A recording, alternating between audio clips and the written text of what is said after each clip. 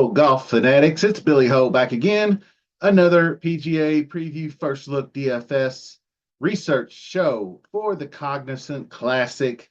The Florida Swing begins at PGA National, Palm Beach. The weather can be windy and plenty of water to avoid. We will have some news on the weather coming up, so stick around. I just want to touch real quick last week's golf tournament in Mexico. If you don't think that that was high drama, that was just awesome. Mexico couldn't have asked for a better outcome. You had the Aldrich Potgieter, who is the big South African who hits it a mile. That guy, watching him hit the ball off the tee is amazing. I remember a story. I want to say it was Adam Scott. They were on the range, and he handed his driver to Potgieter, and Potgieter, with no warm up, took Scott's driver and nailed it like over the fence of the driving range or something like that on one swing without any warm up. He hits it so far. I'm calling him. He reminds me of John Rahm the way he's built, because he's got that big old trunk body, but he's kind of chunky. He got the gut and everything, but he looks pretty big to me. He looks like the South African John Rahm. So I think he's probably longer off the tee. But anyway, for a big guy, he moves it. He's incredible. Then you had Brian Campbell, who I thought was Brad Campbell, who I know there's a Chad Campbell, but nobody knew Brian. If you even touted Brian Campbell for half a second, then you were a golf genius, because most of the people, even the longtime people, didn't even know Brian Campbell was a real golfer. Dude played 1 year on the PGA Tour almost a decade ago, lost his card, had been grinding for years ever since, finally got it back. So these two go into a playoff hole, and really Campbell kind of hands it, or Potkeeter kind of hands it to Campbell a little bit, but Campbell makes a poor chip shot out of the bunker and doesn't get it close enough, so they both go on to the second playoff hole. Then Campbell gets up and he slices one so far. Well, actually, Potgieter went first. Potgieter hits it a mile in the fairway, so he's sitting Fat City, so to speak. Then Campbell gets up there, and I mean, slices it 30 yards OB over the fence, but it somehow hits a rock or a tree or a stump or something, and it comes caroming back in to play and gives him a shot to stay in the golf tournament. Should have been over, actually. I mean, yeah, I don't know how many times that you see a ball do that, but it happens. But then you have him hitting a layup shot to about 40 yards away, and then Potgieter sitting there looking pretty, hits a good-looking shot, just falls short in that front bunker. And so Potgieter hits his past the hole a little bit, but Campbell hits his approach from the layup dead stiff 3 feet. So Potgieter misses his putt, and Campbell makes his to end the tournament. It was really, I mean, that just, you don't get that kind of drama. It was really fun to watch. So anyway, getting into this golf tournament, I just wanted to touch on that, because if you are not into that kind of sports entertainment, then I don't know what you're doing. That's why I love golf so much, and that's why I like it so much to my horse racing content, because I feel like the two are comparable in the fact that when you handicap golf tournaments, you're handicapping people like horses, and you don't know what kind of mood people are in that day. You don't know if they're got enough sleep, or there's certain intangibles in golf, but we always look at past performances. We always look at recent form. We always look at skill sets, of the golfers. So a lot of things go into handicapping that are similar. So hit that subscribe button for me. Kentucky Derby's coming up, and I'll have all your content for that. But this is golf, so we're going to hit that like button while we're at it, and we're going to get into this golf course right now. PGA National, Tom and George Fazio design, but it's Nicklaus redesigns all day from there. So it's basically a Jack Nicklaus golf course. Short, very technical, now a par 71 as of last year. Course that plays a little over 7,100 yards, water everywhere on both sides. Narrow fairways. Bermuda grass fairways are now overseeded with perennial ryegrass. The rough the same. So the rough's not as penal, and the fairways if you hit iron players will be affected by this because the just straight Bermuda grass is a lot stickier, and you get your more pure ball strikers. Uh, but this allows people to be a little bit more room for error, I'd say, on incoming approach shots. But I don't want to digress too much on that. 7,000 square feet, Tiff Eagle, pure Bermuda grass, greens. I don't believe there's any overseed. At least the sheet didn't say so. Still running fast. You will hear about obviously the bear trap, but I'm going to touch on the front nine cub trap, as I'm going to call it. The skills required begins above the shoulders: strategy, patience, mental toughness, a short memory. You got to be able to bounce back after mistakes. You got to be able to get your mind right if you hit one in the water.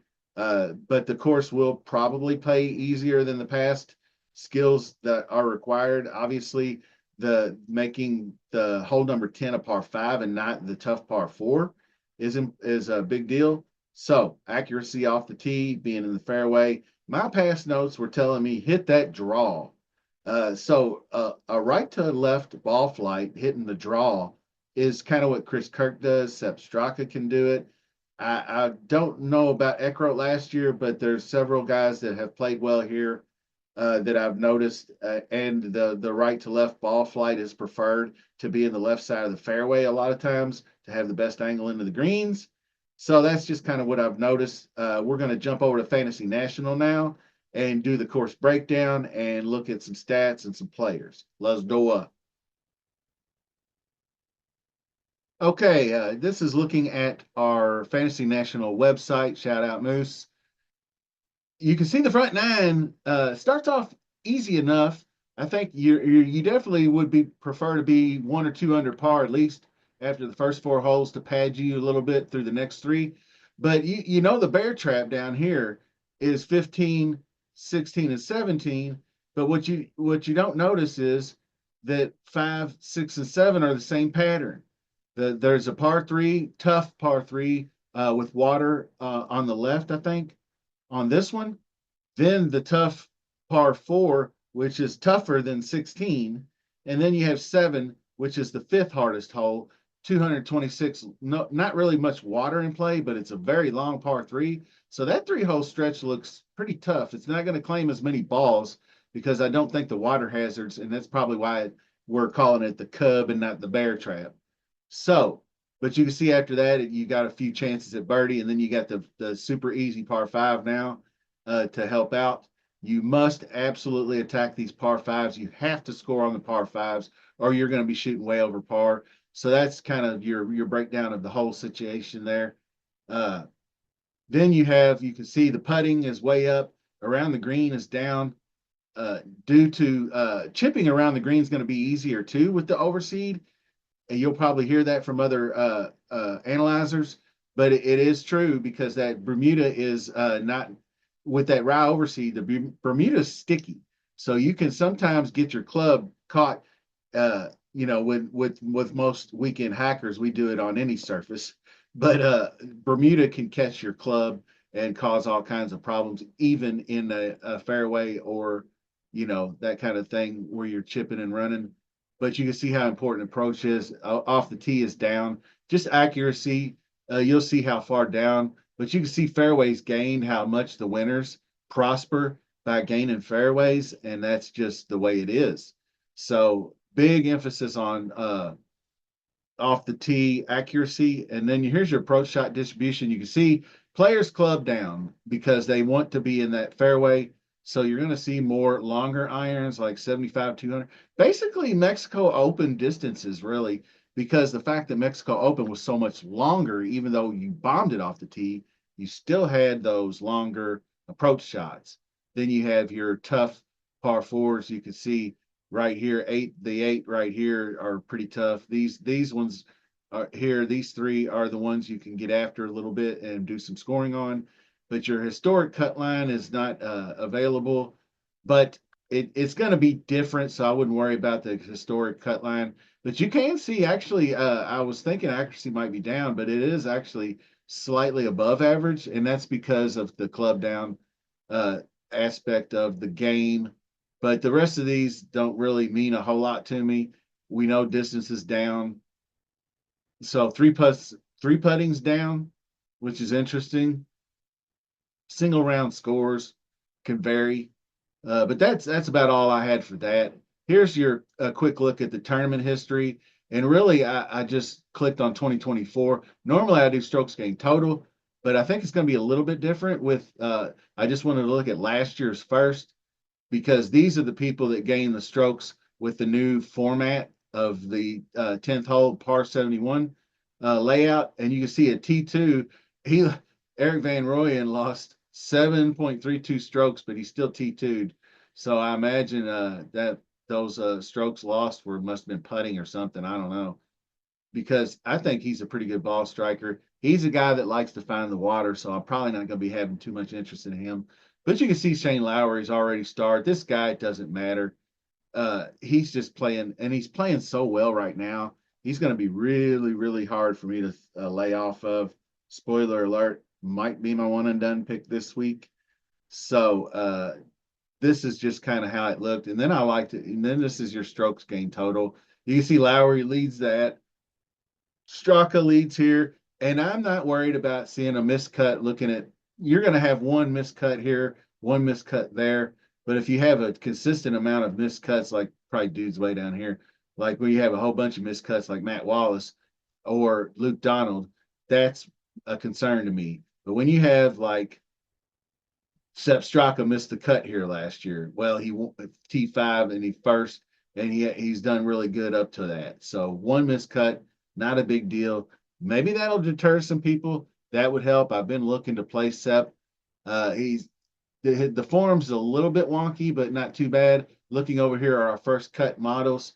This right here, like I mentioned before, was Mexico Open. Last 4 rounds, last 2 weeks. These are the guys that played in Mexico. And I am so mad because I would have played Hitsatsuni. Absolutely would have played him had I noticed he was in the field. That's the problem sometimes with these big 150 people fields. Is that you just miss people. I mean, you can do the best you can going through, but you can't deep dive 130 golfers and expect to get anything done in life. So sometimes you just got to skip over things. And I was pretty much not using a whole lot of dudes in the 6K range. That's probably why I missed him. But you can see how good his stats are, or his were. Fairways gained, and well, I mean that's not all that, but uh, strokes gained approach.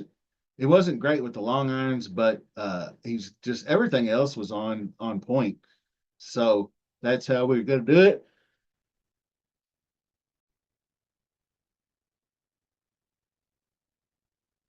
Okay, and it has been mentioned before. This is like I was talking about Mexico.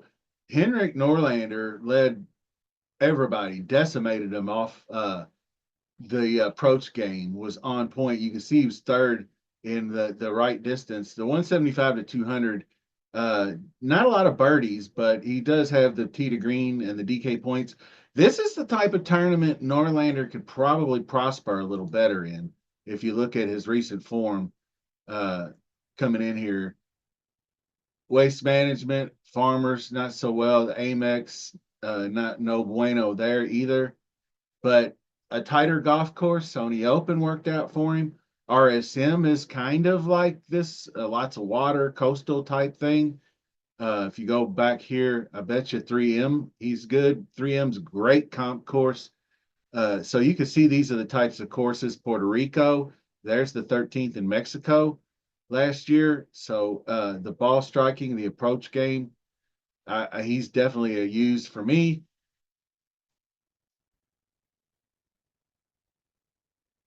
Ben Griffin's another guy that's been playing pretty well. He ranks out seventh in the model. You can see how good he is. There's Brian Campbell. These are his stats from last week. You can see how good he was. Number one in birdies, number one in DK. Well, obviously he won, but Tee to Green he was first. So I don't know. Is Brian Campbell? It's really going to be hard to say because four fairways gained on an easy golf course. I don't know what to do with him at 7,200. I doubt anybody plays him. I might go back and watch some highlights and just see exactly how he made his run over the weekend. Maybe there's something there. You never know. Like I said, Hitatsune is probably going to be in the pool. I am going to have a tight pool this week. I'll get to that later. Nap. Nap was my pick last week. I got one and done bailed out by the -3. If you didn't hear the story on him, he was on the ninth hole of the par three. He hit it in the bunker, and he was -4 right on the cut line. We thought the cut was going to be full. So anyway, he's in the bunker. He tries to chip out. Well, he doesn't get out of the bunker. He rolls it back into the bunker. So now he's screwed. Well, in disgust, he just kind of swipes his club over the sand and then he thought, oh crap, I just got a 2-stroke penalty for grounding my club in the sand. Well, ultimately to find out, he didn't get a two-stroke penalty. He assessed himself the penalty and then couldn't get up and down from the bunker. So he he thought he made triple, but actually he just made bogey because ultimately they found out you're allowed to ground your club. So there was no penalty, but he still dropped to 3 under. And I thought for sure it was going to miss the cut. By some miracle, it made it. But he didn't really do all that anyway. He finished at top. He finished T25 last week, and he just didn't putt well. He was just you could see the approach game was there, but if wide open fairways and he was that bad with his driver, then yeah, that's probably going to be an issue. But you can see how poor the putting was. He couldn't make a putt save his life. Hogard, probably people will like him, but you can see that he wasn't very good with the fairways gained either. It's hard to judge fairways gained at Mexico though, because they're so wide open that if somebody that's hitting 70% of their fairways might be 150th in the field because everybody's hitting fairways. Salinda was a guy last week that I was really into, and I didn't get to, and I thought, geez, some of the guys that I picked last week, I had some really, really good ones. I had a few poor ones like Mullinax and whatnot, but some guys I passed up on were Salinda. I passed on Potgieter, but Salinda was one that I might still look at. Not big on the fairways, but bombs it, and everything else was good. So just going down this list, I sorted it by strokes gained approach because that's what I want to see is guys that are good in these two ranges. So that's what I'll go back and look at. But moving on over to the main model, I set it at 2 months. It should be right for the last 20 rounds. You should be getting 20 you can see that's plenty of sample size for me for recent form. Russell Henley's going to be mad. These guys are all going to be popular. People are talking up Berger big time. He's a good course fit. Sanjay's one here. Pendrith is probably the one guy that's going to get super squeezed in this group because Sepp's recently won and he's won here. Denny, everybody loves Denny. He plays difficult courses pretty well. Min Woo Lee is a scrambling fool, so he's probably a decent fit. Killer Keith's won here before, and he's due for some positive putting. Bermuda Keith, you play Keith on Bermuda. Benny On's another one. So you go right down this line. All these guys look good right up till you get here. And Davis Thompson's really not all that bad. I'm going to go through these guys. I'm not playing Cameron Young here. I played him a few weeks ago. He is just not, I don't think he's been successful here, but I am just not going to be digging on him this week. Gracerman, I'm not really sure about the rest of these guys. You can't look negatively on a missed cut at this course because it can happen to anyone. I mentioned that earlier. Carson Young was another guy. He's probably down here in the 6K range. But he's a guy that everybody's like, he's lock button to make the cut at Mexico. He's made it. He's T10, did all that. Of course, he missed the cut. So I don't know where he's at down here, but I know he is in the tournament. There he is, 6,500. You can see he's 127th in the model. Not very good, but so the only thing he's doing is fairways gained. So he might not be a guy to look at. Maybe I think I was just playing him last week off the course history. probably everybody else. Webb Simpson is interesting to me because he's been playing some resurgently good golf, and he's a great fit. He hits the draw off the tee sometimes. So he's a dude, and he's been look. You can just see kind of consistent. I know it's only 6 rounds, but it's still pretty good results there. So he's a guy I might look into a little bit uh, down here a little bit more. I always just look for guys that are ranking out in the model pretty good, uh, like inside top 50 kind of guys. But there's not really much down here. Valimaki, I've been playing him, not so much this time around, but I don't want to sit here and go through. There's tons of guys this week. Uh, it's going to be a tight pool, but like I said, it's going to be a guys that are going to be up top because this is a really good field. I didn't mention Billy Ho. I should mention Billy Ho because somebody said on the golf show the other day, Billy Ho's been hitting the driver really well. Well, if Billy Ho was hitting the driver really well, his last 18 rounds wouldn't be ranked 111th in fairways gained because Billy ain't long off the tee. Billy's accurate. So let's go back and cut this down a little bit and see. And he's also a very good Bermuda putter. 2 straight missed cuts and losing strokes. He ain't busted a grape off the tee. So, you can't always just listen to what some people say. Go look it up for yourself to be sure. And this was a pretty highly regarded guy. I'm not going to put him on blast, but he flat out said Billy Ho's been driving the ball great. I disagree. This dude usually gains strokes off the tee. If you look there, see, if he gains strokes off the tee, he can compete. So if he does get his driver in shape, then he'll be all right. But I'm not going to sit here and preach on him just because I'm Billy Ho and he is too. I like Novak Nation. He's a guy, Eckroat, I think could probably just come right back and play well here. He doesn't need to win at 8,100. So things of that nature. Jordan Spieth is in this field. That's big news. And the way he played at his debut, like at Amex, I think was pretty good. He was god awful at Genesis, but that course just ate him alive. He really did not have a good time. Let's go see what it said. -4 on approach. Yeah, he was just a disaster at Genesis. But fourth at the Waste Management, 6.9 on approach. That's just nuts. And he didn't play last year, but I bet if we looked up Honda, he's never played here. Okay. That's kind of cool. But with Jordan, play him at your own risk, and I'll probably be paying much attention to the ownership this week. And that's what you should too, as well. So that's going to do it for the show. Like I said, one and done. I will probably look at one of these guys in the top 10 in pricing so far. I kind of gravitated to Lowry first.